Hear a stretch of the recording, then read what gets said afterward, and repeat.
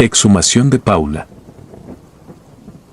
No conforme con pagar la renta en vida, aquel que fallece también está condenado a tener que ganarse el piso después de muerto. En 18 años trabajando como exhumador de decenas de muertos, no había llegado a presenciar algo tan extraño, así como desagradable, hasta que llegó el cuerpo de Paula Nogales. Y al decir esto, temo mucho decir que me encuentro débil, en un cuarto frío y sobre una camilla de hospital. Desearía estar en mi casa, pues esto que me rodea está muy alejado de parecerse a un hogar. Comenzaré por explicar un poco sobre mi trabajo. Cuando me acerqué a no tenía ni los 20 años cumplidos, pero, lo que sí tenía, era necesidad de un trabajo y la disposición de aprender a hacer cualquier cosa que se requiriera. Para bien o para mal, uno de los servicios que más se requerían en la zona en donde vivía, y en donde hasta la fecha sigo viviendo, era el de exhumador. O también llamado coloquialmente, desenterrador de muertos. La mayoría de mis aprendizajes los tuve gracias a un amigo, que trabajaba haciendo entierros en un panteón de Tlatelolco, un sitio cuya historia quedó sumamente marcada por la muerte, y es tan sabido que, a estas alturas, ya ni siquiera hace falta brindar explicaciones. En cuestión de la exigencia física que el trabajo requería, puedo decir que lo más complicado para mí fueron los primeros días, pues ya después me terminé acostumbrando. Aunque no es un trabajo sencillo, eso sí lo debo de recalcar, pues no solo se necesita contar con fuerza en el cuerpo, sino también a nivel mental y estomacal. De entre los recuerdos que resaltan, debo confesar que no fue hasta el 6º muerto que desenterré, que me terminé por acostumbrar a ver mi labor desde un punto técnico y meramente necesario. Mi visión infantil con respecto a fantasmas o muertos vivientes tuvo que dejar de existir.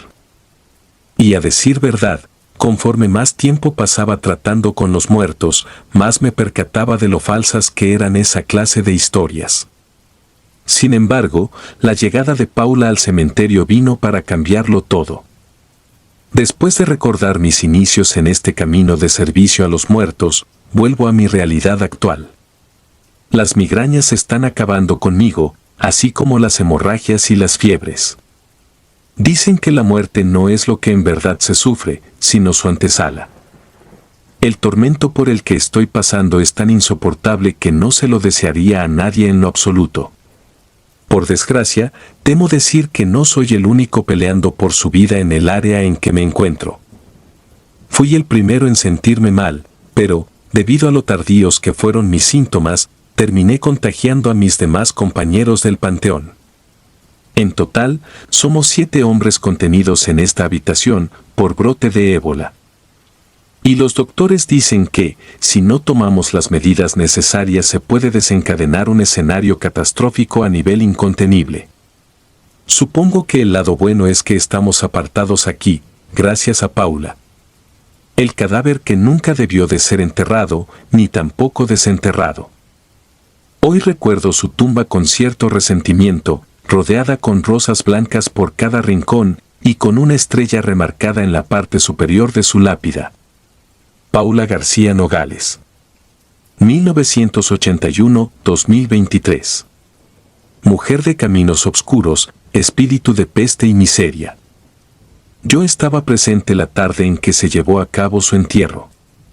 Sus familiares se veían como cualquier otra familia que lamentaba la pérdida de su difunto.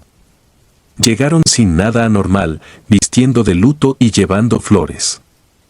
Resultaba algo difícil de creer, pero, a pesar de que para una familia la muerte de alguien representaba un evento exclusivo, para nosotros era el pan de cada día. Ahora bien, como dije antes, en mi trabajo rara vez me llegué a enfrentar a algún evento paranormal. En el cementerio no pasaba de quizás ver alguna sombra moverse o escuchar algún susurro, cosa que no representaba un verdadero motivo para estar aterrado. No obstante, desde el recibimiento de Paula, fuimos obligados a creer no solo en las almas en pena, sino también en las almas enfurecidas, deseosas por llamarle a uno la atención. Y sin que se cumpliera un mes desde su entierro, mis compañeros, quienes igual eran personas serias, empezaron a quejarse entre ellos de haber visto a una mujer descalza, caminando cerca de la lápida perteneciente a Paula. Y tomándolo con seriedad, mencionaban que ésta usaba un vestido negro, que le llegaba por debajo de las rodillas. En cada ocasión en que alguno se la encontraba, siempre se hallaba de espaldas, por lo que nadie le había logrado ver la cara aún. Y lejos de temerle a un espectro, creo que nos daba un mayor pendiente el hecho de que se pudiera tratar de una persona intrusa jugando entre las tumbas. Creí que yo no la llegaría a ver, mas fui el último al que se le apareció. De igual manera, estando de espaldas. Antes de encontrarle la forma de persona, a lo lejos solo me pareció una mancha negra. Dado que no tenía miedo de lo que pudiera encontrar, me apresuré a caminar hacia esa tumba. Como si aquella mujer ocultara su rostro a propósito, no importaba cuánto caminara en diferente dirección, ésta se volteaba al otro lado, para que no le viera la cara. La confusión, en lugar de motivarme a alejarme, lo que hizo fue hacer que crecieran mis ganas de llegar cuanto antes.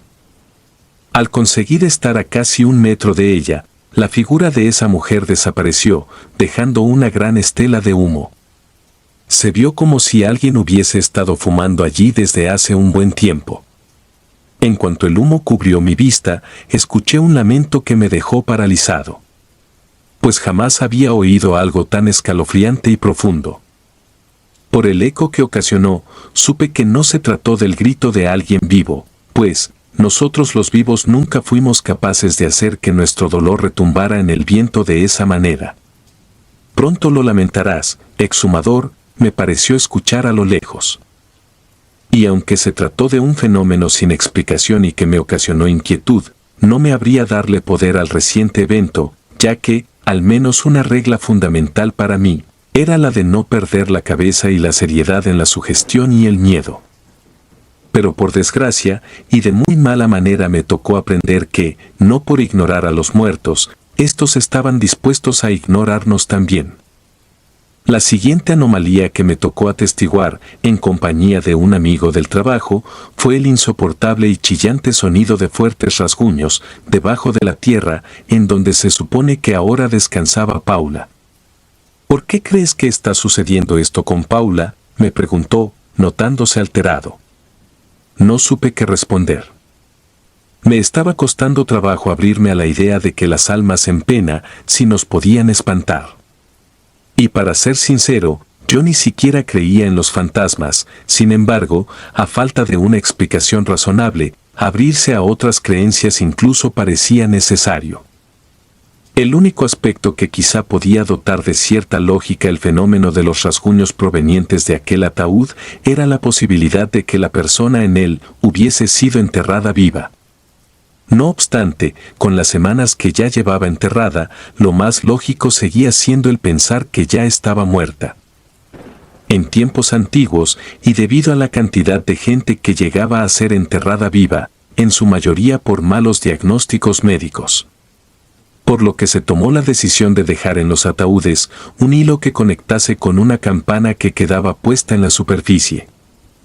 Así de esta forma, si la persona en el interior continuaba viva, ésta podía tirar del hilo y hacer sonar la campana puesta en la tumba para alertar a cualquiera que se encontrara cerca. Después de los rasguños que oí en la tumba de Paula, me tocó llevar a cabo la exhumación al cuerpo de un pequeño que partió a los 8 años. Y debido al tiempo que llevaba bajo tierra, lo único que se retiró del ataúd fueron sus huesos. Así que hecho el trabajo, comencé a escuchar detrás de mí la misma voz de mujer que anteriormente pronunció, «Pronto lo lamentarás, exhumador». Con un severo tono de molestia la oí reclamar, «Yo no debía ser enterrada, no pertenezco a esta tumba». En el momento en que escuché lo anterior, me dieron ganas de salir corriendo del panteón, mas el mismo horror se encargó de dejarme paralizado, con una respiración inestable y la piel helada. Un compañero que se encontraba cerca me tomó por sorpresa de la espalda para preguntar si me encontraba bien, y a pesar de que fui incapaz de pronunciar una sola palabra, mi expresión se lo dijo todo.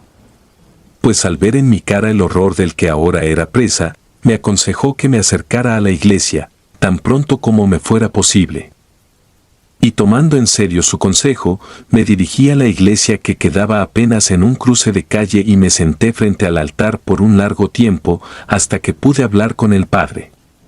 Me resultó un tanto difícil entablar el tema, por otra parte, parecía que aquel hombre ya había tenido experiencias tratando con casos similares.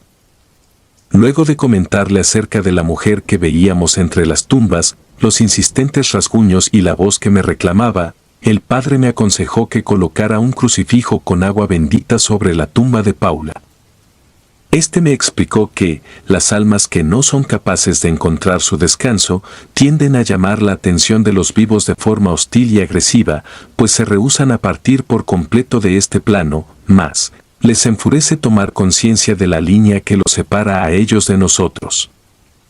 Sin cuestionar en ningún momento los consejos del padre, llevé hasta la tumba de Paula una cruz que él mismo se encargó de santificar, me persigné enfrente de esta y le deseé lo mejor al alma de aquella mujer, que se negaba a descansar. Me encantaría poder decir que, a partir de ahí, las cosas volvieron a la tranquilidad de siempre. Sin embargo, temo decir que lo único que conseguí fue despertar aún más a la ira de Paula. En la siguiente ocasión en la cual me atreví a pasar cerca de su tumba, encontré aquel mismo crucifijo que me encargué de colocarle, completamente doblado y con un pájaro muerto encima. De solo estar parado en ese lugar, me sentí observado y en peligro. De pronto, el presentarme a mi trabajo de tantos años comenzaba a generarme una gran angustia. Pues a pesar de considerarme un profesional en la labor de desenterrar a los muertos, ya no estaba tan dispuesto como antes a estar en contacto con ellos y sus restos. En la madrugada en la cual se cumplían 2 meses desde el día en que llegó Paula a nuestro panteón, tuve que pelear con mi propia inquietud antes de poder dormir. Lo que soñé en aquella fecha tan marcada, hubiese deseado nunca experimentarlo, ni siquiera en sueños. Yo ya estaba muerto, y por algún motivo partido a la mitad. Entonces, la mujer que tenía enfrente dijo que podía hacer una lectura de mis órganos, para saber la cantidad de secretos que ella deseara. Toda la escena me resultaba sumamente repulsiva, ya que mis restos eran profanados y no podía hacer nada para impedirlo. Siendo espectador de cómo esa mujer utilizaba lo que quedaba de mí, mi atención se centró en su vestimenta. Era un vestido de color negro que le llegaba hasta las rodillas. En medio del horror sufrido en ese sueño, supe con quién estaba. Por fin le había visto el rostro. Era Paula, la difunta que no paraba de atormentarnos. Recuerdo haber sentido la desesperante necesidad de preguntarle por qué insistía en molestarme, pero antes de que eso pasara, volví a despertar, o quizás no me hallaba del todo despierto aún. Quería levantarme de la cama, mas el cuerpo no me respondía. Quería gritar para que alguien me escuchara y de igual manera no tenía el control. En medio de tan abominable parálisis del sueño, enfrenté el ataque de pánico más desesperante. Mi respiración era agitada, y mi pulso incluso era capaz de sentirlo justo en la sien. En aquel limbo entre el sueño y la realidad, fui rodeado por sombras y voces. Al lograr salir de ese angustiante plano, mis latidos seguían fuera de control, y estando a solas en la habitación, sin lograr controlar el miedo, lloré por cada cosa que recordaba haber sentido. Sin importar lo mucho que deseaba que las manifestaciones de Paula en mi vida se detuviesen, estas continuaban marcándose más en mi camino. En esa mañana, antes de tan siquiera haberme servido el desayuno, me llamaron del panteón, informando que necesitaban de mi apoyo a la brevedad. Y no fue necesario que preguntara sobre qué o quién se trataba esta vez, pues lo sabía perfectamente bien. Estando afuera del panteón, tuve mucho miedo de poner un pie adentro y dirigirme a donde me lo habían pedido. Por primera vez, quería rehusarme a cumplir con mis servicios, pues tenía el presentimiento de que lo malo solo se volvería peor para mí. Una vez que controlé mi reciente ansiedad, volví a caminar entre las demás lápidas y cuando llegué al área en que me lo solicitaron, me encontré con aquello que ya sospechaba, de nuevo se trataba de Paula. Necesitaban de mi fuerza y destreza para desenterrarla. En esa fría mañana no habían sido sus familiares los encargados de visitarla, sino un grupo de personas extrañas, con expresiones demasiado serias y túnicas de color café.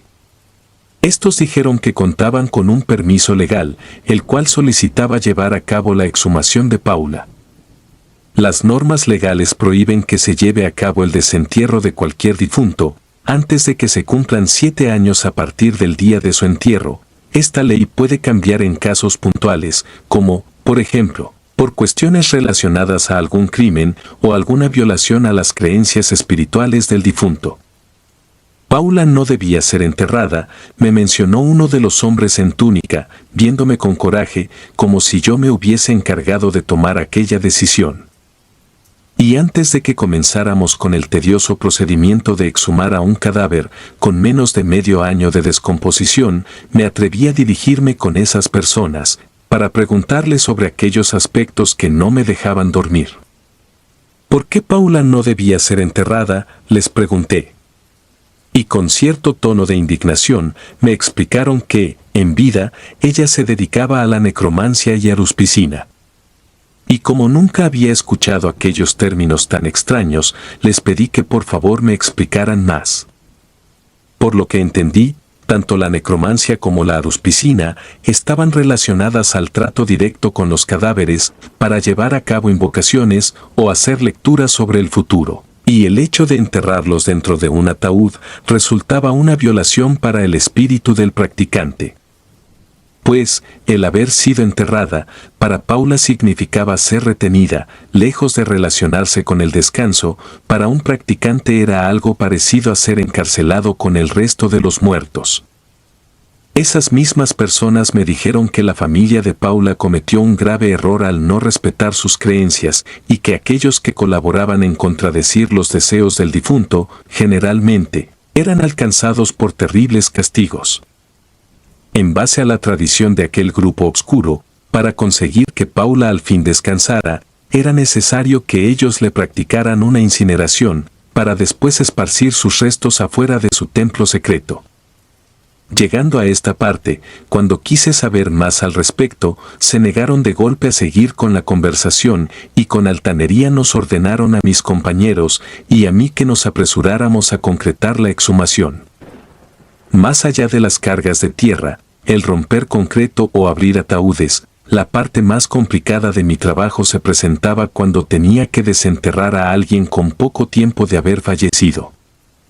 Cualquiera que tenga el mínimo de conocimientos en las materias forenses, debe de saber que la descomposición completa de un cadáver es tardada, al menos para llegar al punto de quedar hecho huesos. Si la ley establece cierto tiempo para llevar a cabo una exhumación, es debido a que un desentierro temprano resulta un escenario completamente repugnante, así como peligroso en cuanto a la cantidad de bacterias, fluidos y gases con los que se tienen contacto. Nadie en aquel panteón deseaba llevar a cabo el desentierro de Paula, sin embargo, era mi responsabilidad. Hacer lo que aquel permiso legal solicitaba, recaía en su totalidad sobre mis brazos. Tal vez si desentierro a esta bruja me dejará en paz, pensé, mientras me preparaba a nivel mental para lo que estaba a punto de hacer. Sin darle más vueltas al tema, procedí a ensuciarme las manos, haciendo uso de mi pala y aquellas herramientas que por casi 2 décadas se mantenían como fieles compañeras de mi trabajo. Desde los primeros minutos en que comencé a quitar la tierra de encima, escuché a aquel grupo reírse. No sabía si se trataba de obra de mis nervios, pero, sin antes alcanzar la mitad del trabajo me sentí mareado. Aún así, no tuve más alternativa que seguir. A la hora de por fin alcanzar la parte en que se tenía contacto con el ataúd, me tomé unos segundos para tomar el coraje que necesitaba tener en el estómago para no presentar náuseas ni repulsión. Antes de levantar el ataúd para empezar a sacarlo, descubrí que tenía una grieta anormal en la parte inferior, como si algo lo hubiese partido. Y al principio aquello me hizo sentir confundido, pero, tomando en cuenta las cosas anormales por las que ya había pasado, solo representaba una anormalidad más con respecto al caso de Paula. Al abrir el ataúd, la peste que de allí emanó fue tan repugnante como ninguna otra. Uno podría recordar cualquier mal olor conocido, y jamás estaría a la altura de compararse con aquello. Justo como lo esperaba, el cuerpo de Paula ya estaba más púrpura que gris, por la descomposición activa, repleto por larvas y líquidos que eran capaces de verse desde la distancia.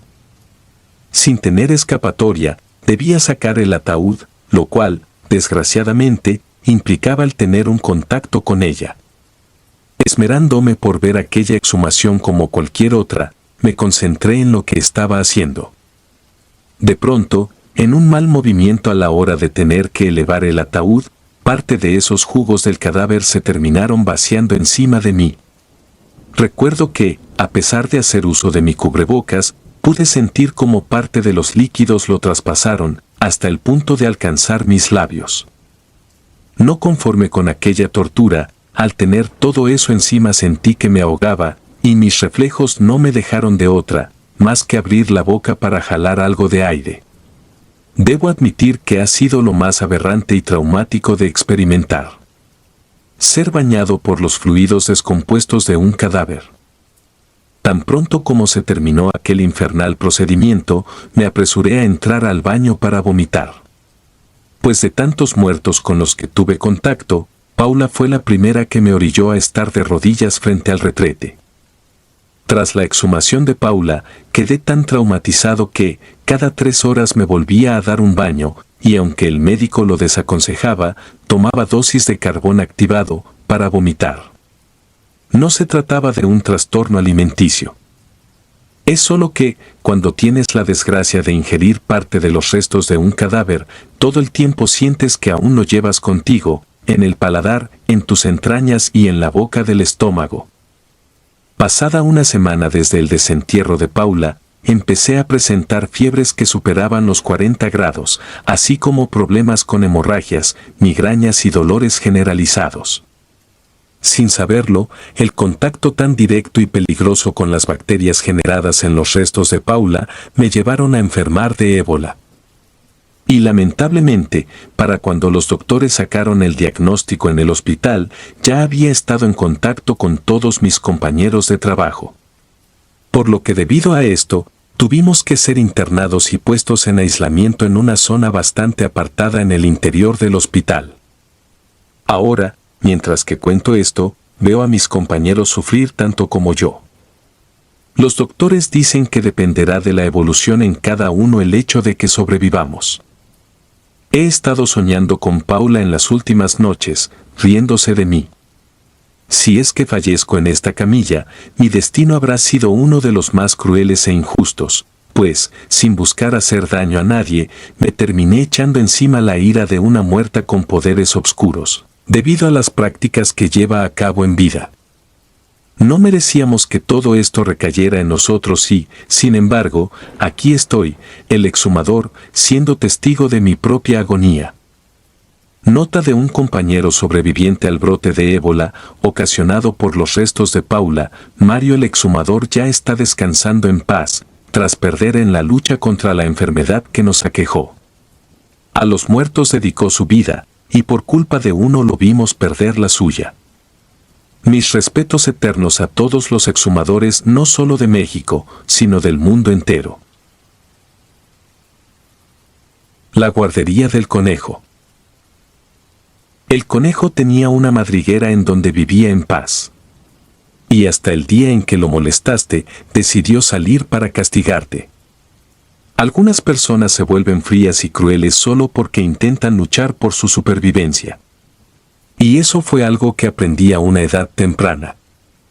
A finales de los años 40, en un terreno apartado de la ciudad y de todos los servicios, había una casa cercada en la cual habitaba una familia que a lo largo de toda mi vida he querido olvidar.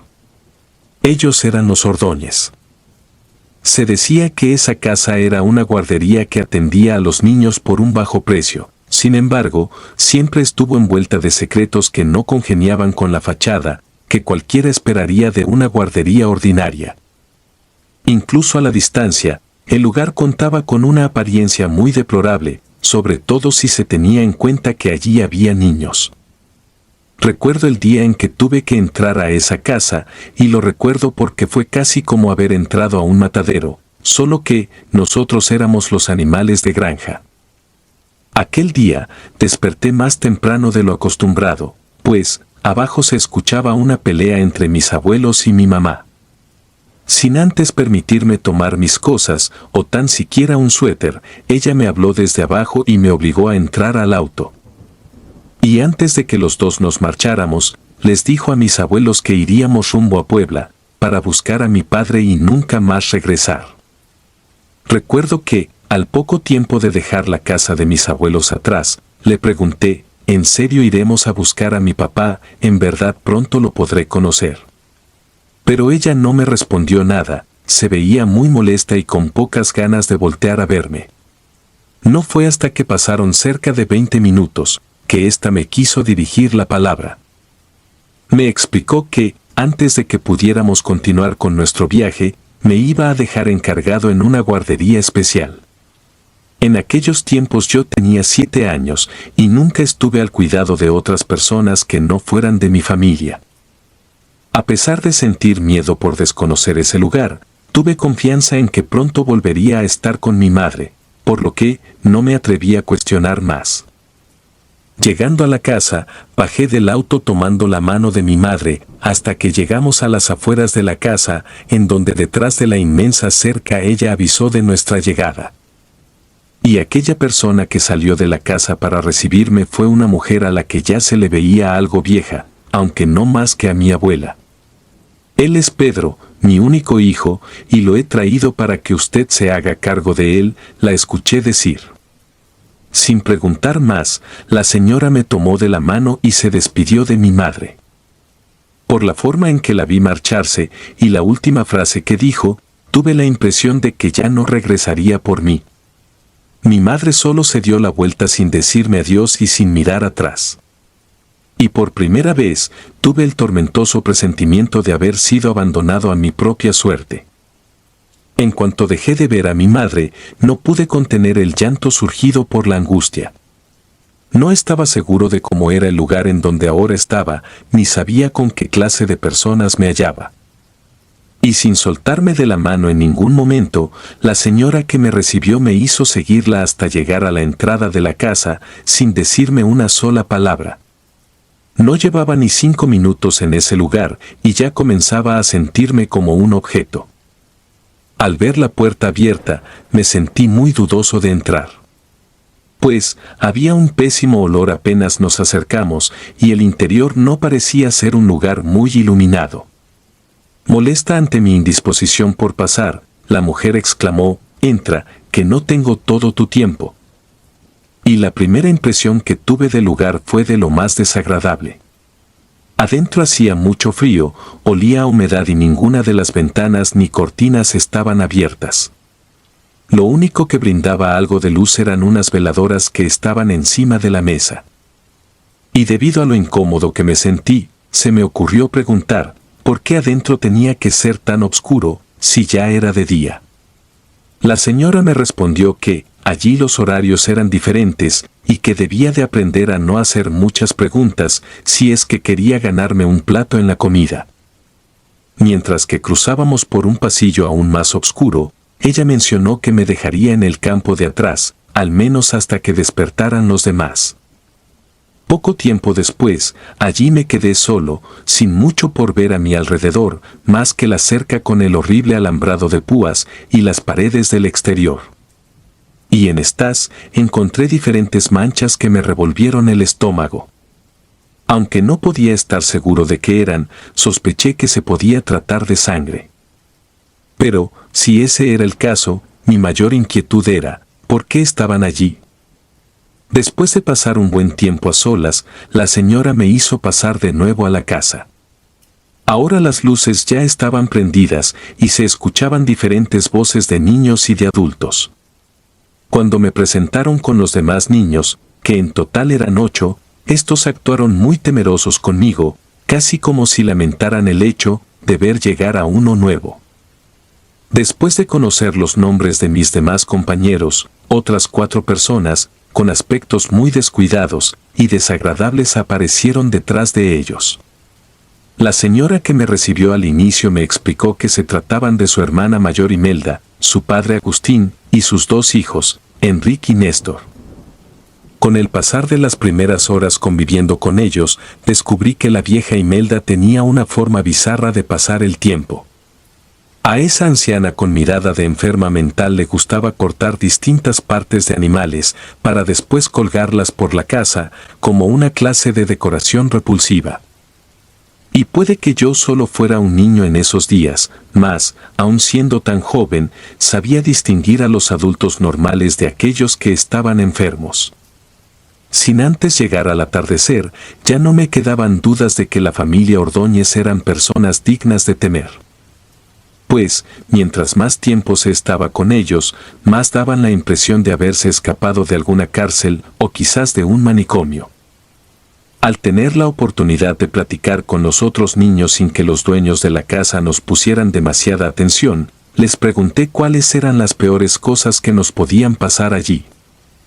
Y un par de ellos comentó en voz baja que todos allí actuaban muy violentos cuando se enfadaban y que, además, siempre que alguno no estaba de acuerdo en seguir alguna orden, los amenazaban con dejar salir de su madriguera a un despiadado conejo.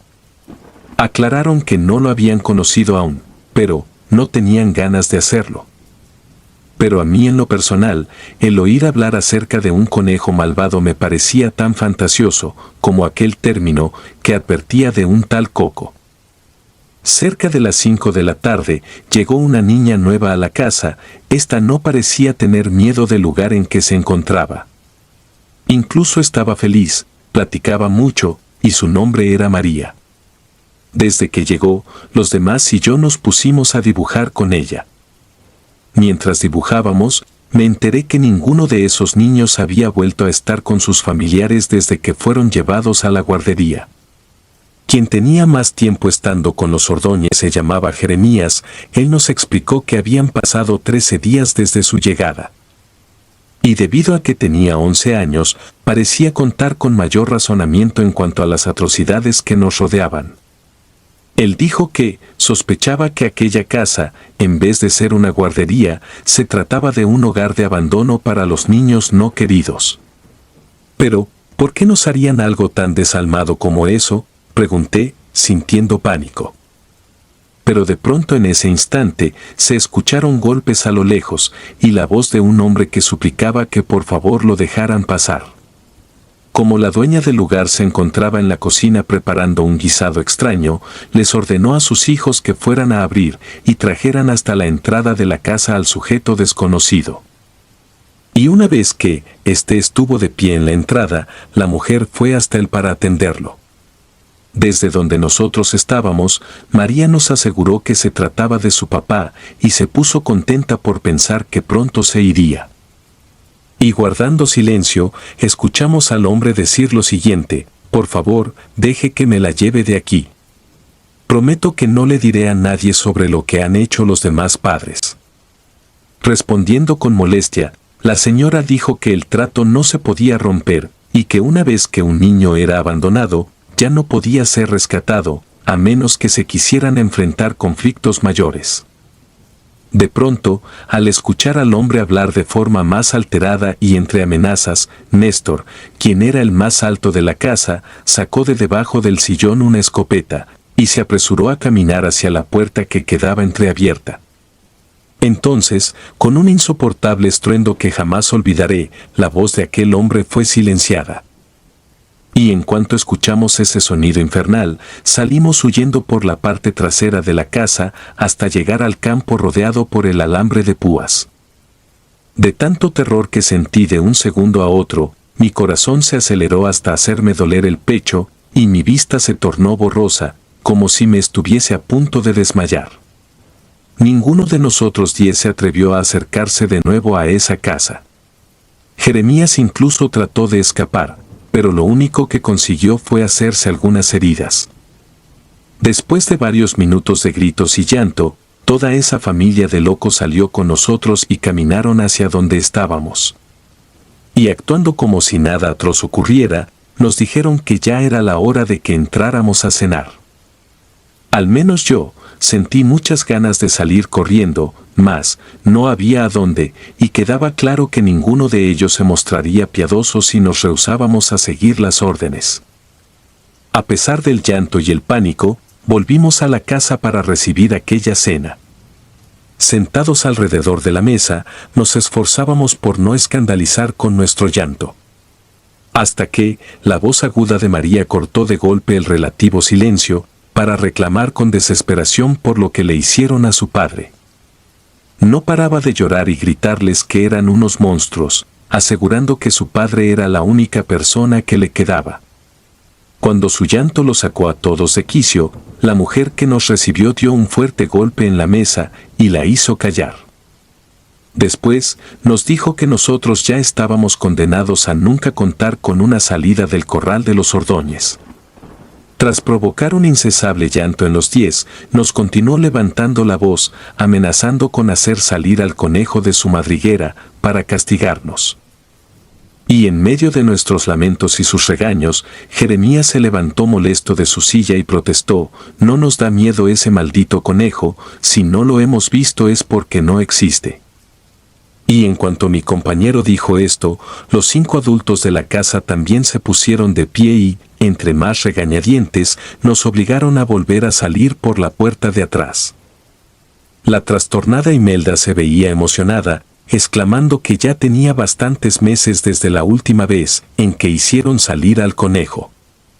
En el insoportable frío que hacía afuera por ser de noche, nos llevaron hasta una de las orillas del campo acorralado. Y el pavor que experimentamos ni siquiera nos dejaba respirar bien, al saber que pronto seríamos presas de una nueva monstruosidad.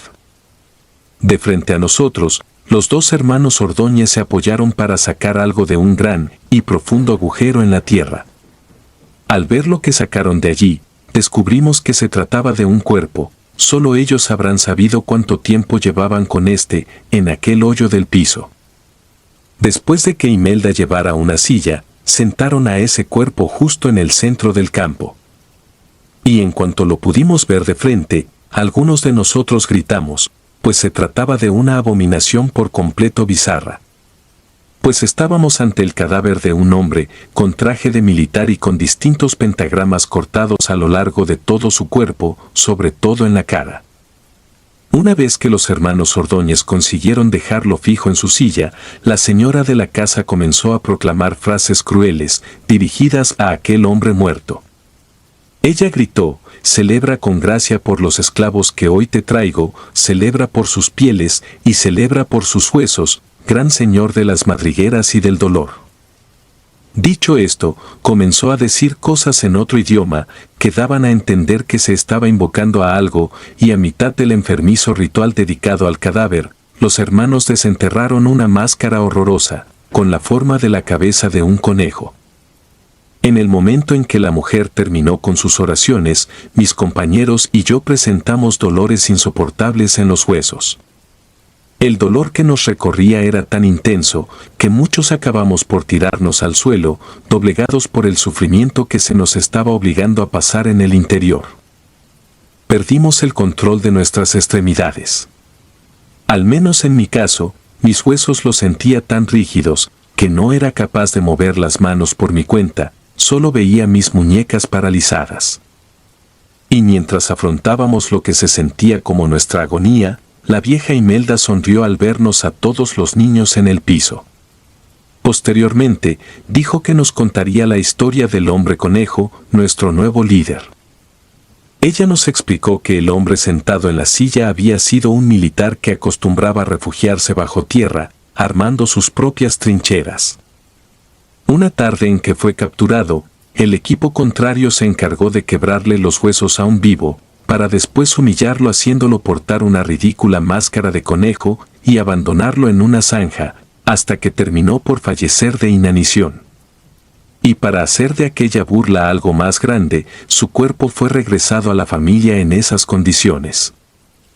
Aunque para cualquier otra familia hubiese sido razón suficiente de sufrimiento y lamentos, en esa casa de gente enferma, no representó más que la oportunidad de contar con algo con lo cual someter a terceros. Sin embargo, si el dolor por el que recién atravesábamos era provocado por algo sobrenatural en ese hombre muerto, entonces era fácil imaginar que en vida fue alguien igual de trastornado que el resto de sus familiares. A partir de ahora, siempre que me desobedezcan en algo, serán doblegados por el conejo hasta el punto de hacerlos morir, si así él lo desea, dijo la líder de la casa. Y al escucharnos decir que sí, a cada uno, el insoportable dolor se detuvo. En mi ignorancia infantil, creía que únicamente los demonios podían hacer daño, pero nunca pensé que los muertos y un par de oraciones fuesen capaces de torturar de esa manera a unos pobres niños abandonados. Y con tal de no volver a ser torturados, la primera orden que tuvimos que seguir fue la de ponernos a cavar hoyos en la tierra, en los cuales cupieran nuestros cuerpos, como si de madrigueras para niños se trataran. Durante toda la noche, estuvimos como esclavos cavando sin cesar en la tierra, hasta que los hoyos en el piso terminaron hechos a nuestra medida. Y pensamos que obedeciendo mantendríamos la pesadilla a raya, sin embargo, los eventos grotescos de la casa continuaban con su curso. Pues, en mi segunda tarde en casa de los Ordóñez, me tocó ser testigo de atrocidades tan repulsivas en la cocina, que ni siquiera soy capaz de hallar las palabras adecuadas para describirlas. Lo único que sí puedo decir, es que incluso la forma de alimentarse que tenía la familia no era en lo mínimo aceptable. Por circunstancias obvias, la primera que se negó a comerse lo servido fue la pequeña María. Pues horrorizada por todo lo ya visto, reclamó que prefería morir de frente al muerto con máscara de conejo a vivir con miedo en una casa ajena. Y desgraciadamente, tan pronto como se atrevió a decir eso, la llevaron ante el hombre de la silla. Con solo tenerla parada a unos metros, volvió a ocasionarle el mismo dolo insoportable en los huesos, dejándola tiesa hasta que escuchamos todos sus huesos tronar. De un segundo a otro la vimos morir, quedando tirada en el suelo. Ahora deben llevarla a la madriguera del conejo, nos ordenaron los hermanos Ian y Néstor. Por lo que, entre los 9 la tuvimos que llevar a uno de los agujeros del piso. Luego de haber sepultado a nuestra amiga, nos ordenaron que fuéramos a dormir, mas, ¿quién podía volver a cerrar los ojos después de participar en algo tan retorcido?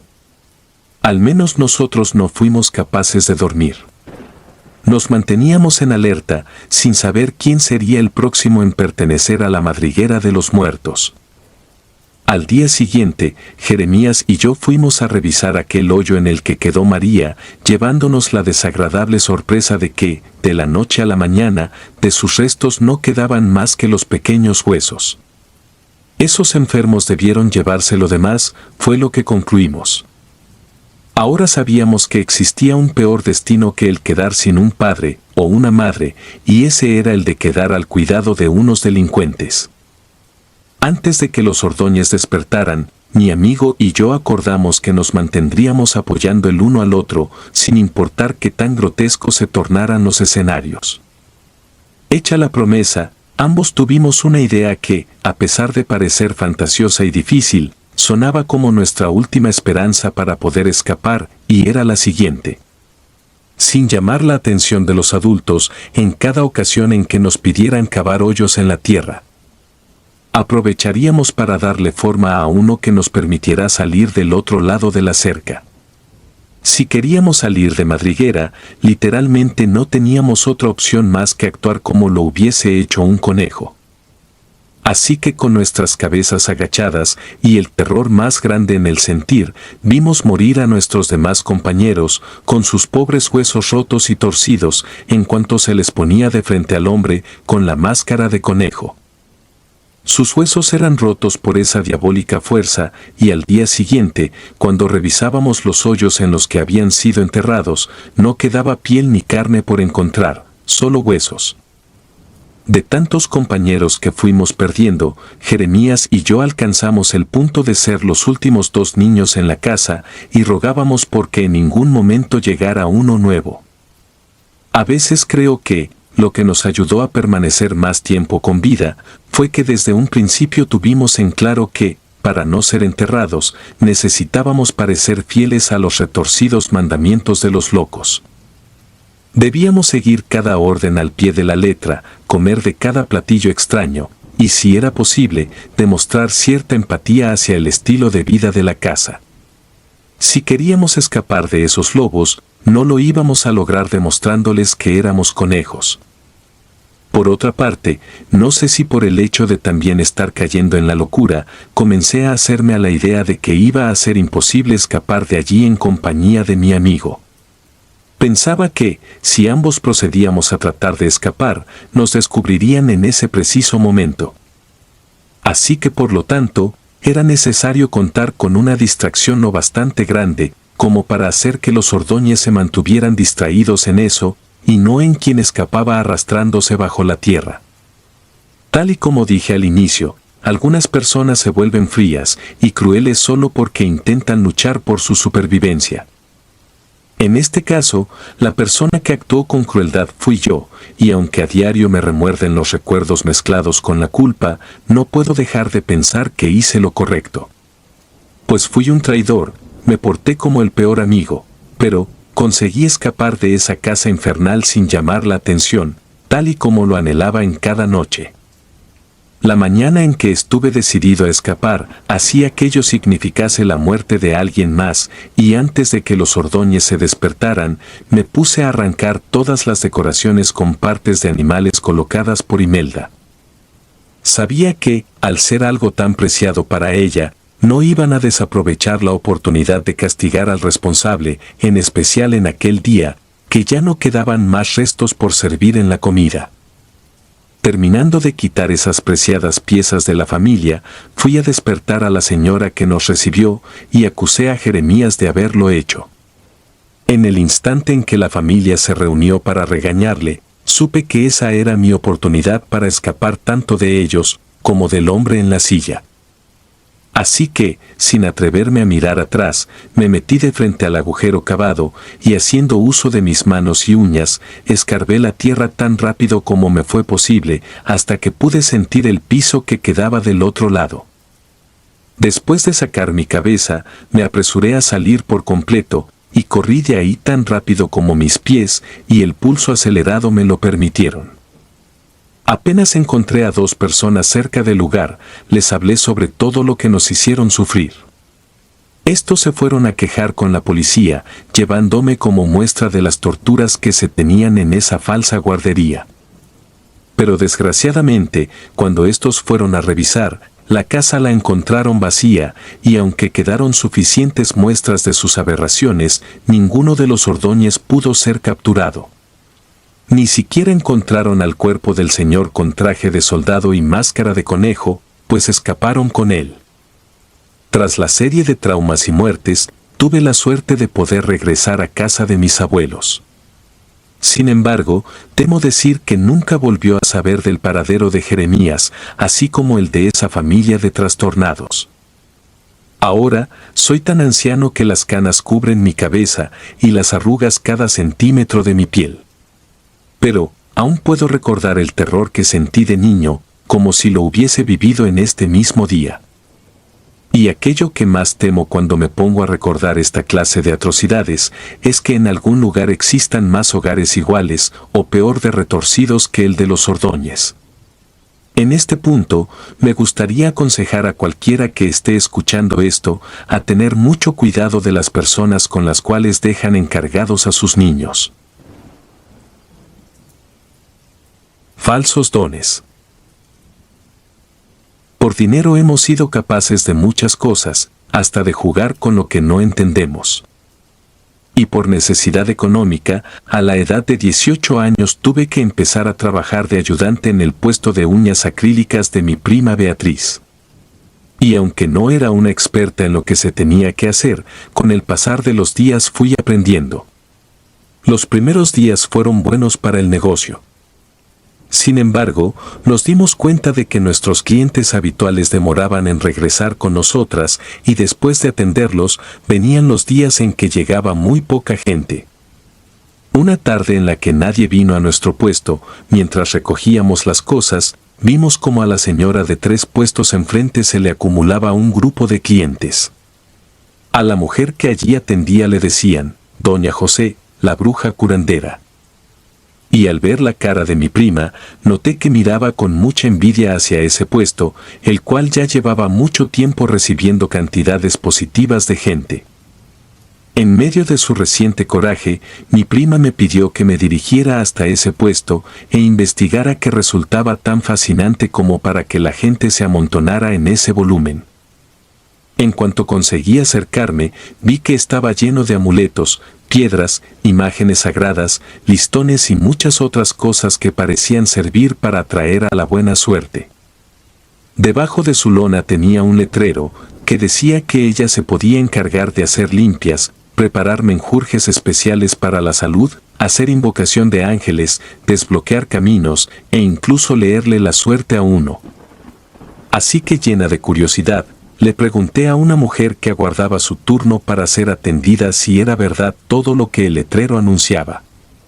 Y para mi sorpresa, ella me aseguró que Doña José sí era capaz de hacer milagros.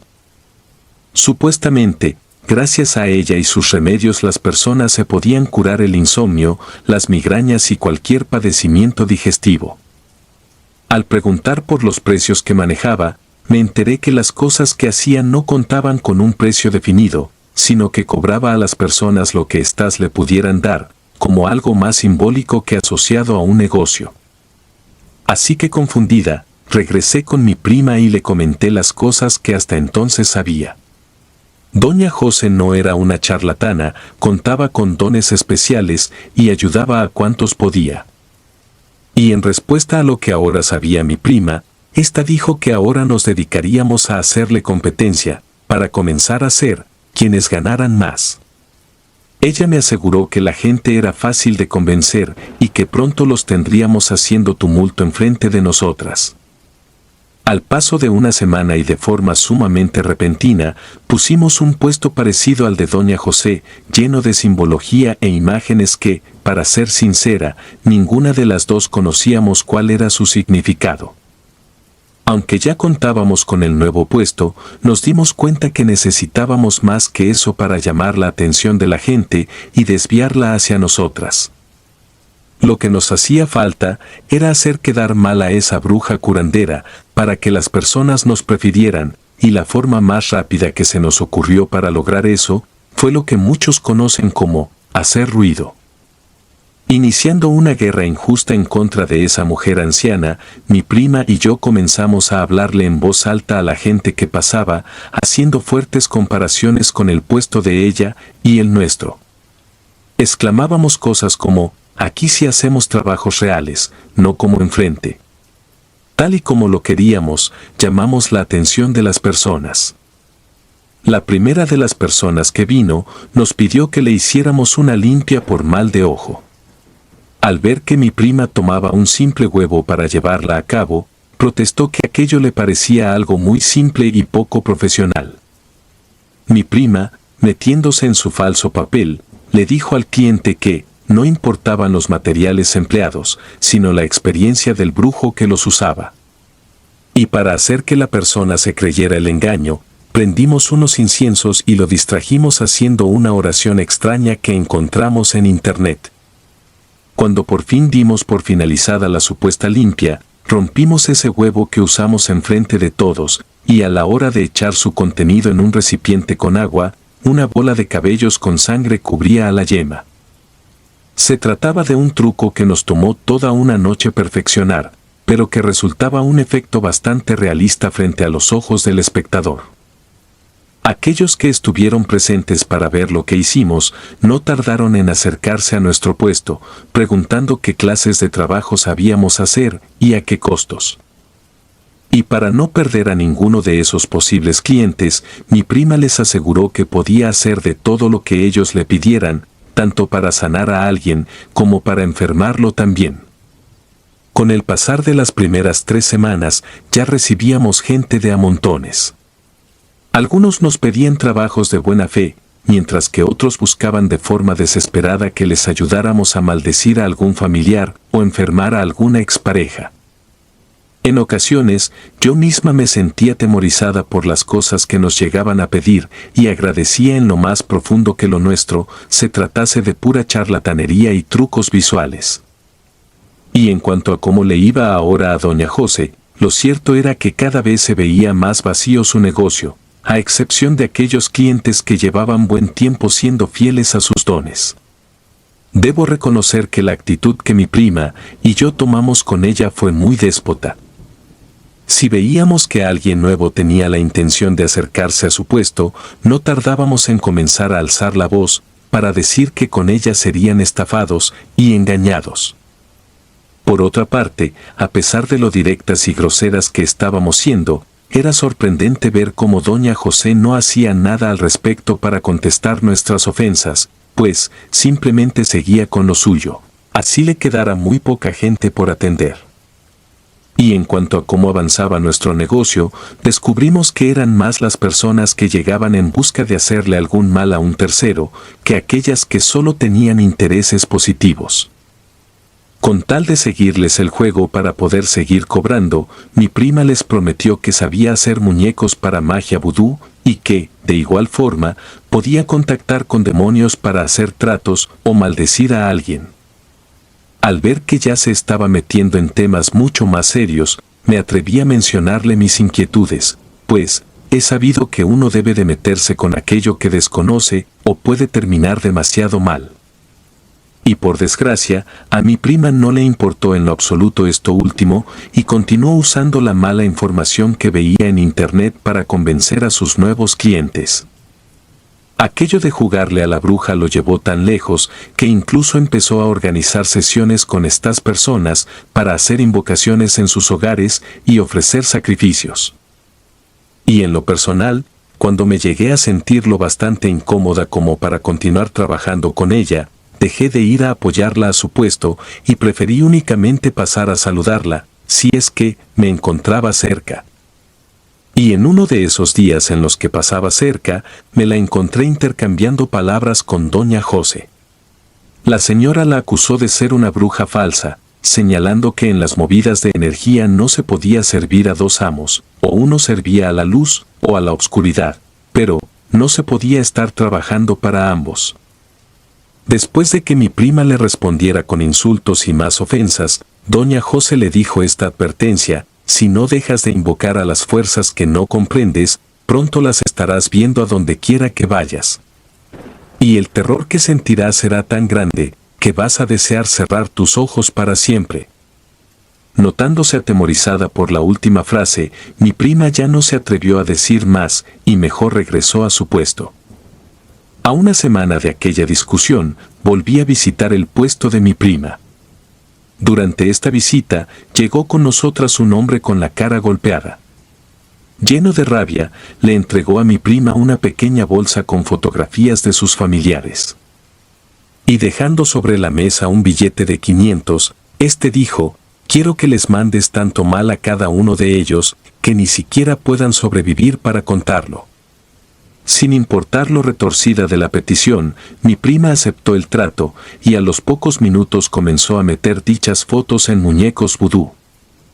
Según me explicó, estos muñecos los iría a enterrar a un panteón y se los ofrecería a un demonio, conocido por causar padecimientos insoportables. Al acabar de coser al último de esos muñecos, mi prima de pronto comenzó a actuar aterrada. Miraba de un lado al otro y también hacia el cielo, gritando que estaba viendo a seres grotescos, pertenecientes al infierno. Atormentada, gritaba sin control que estos querían llevársela. Toda la gente cercana se alejó del puesto, atemorizada por las cosas que afirmaba ver. Mientras tanto doña José miraba desde lejos, diciendo que le estaban siendo cobrados los males con los que intentó jugar. En medio de aquella crisis nerviosa, mi prima Beatriz tomó la aguja con la que estaba haciendo a los muñecos vudús y se comenzó a coser los ojos a sí misma, enfrente de todos.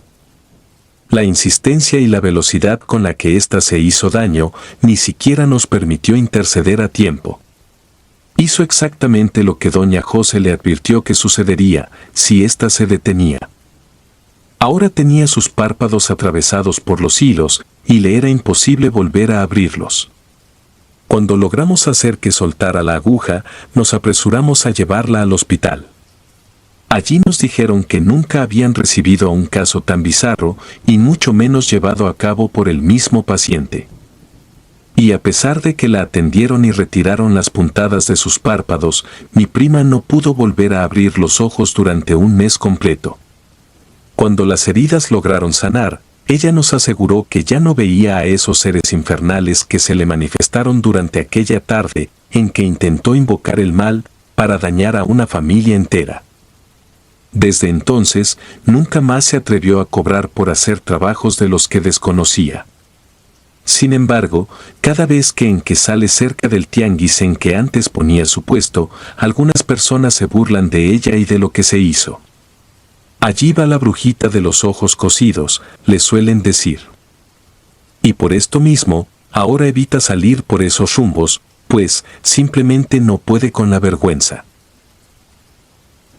Si disfrutas de los relatos, te invitamos a apoyarnos con un like y un comentario, ya que eso nos ayuda muchísimo. Además, si aún no estás suscrito o suscrita, te animamos a formar parte de la comunidad del terror. Muchas gracias por escucharnos y por tu apoyo.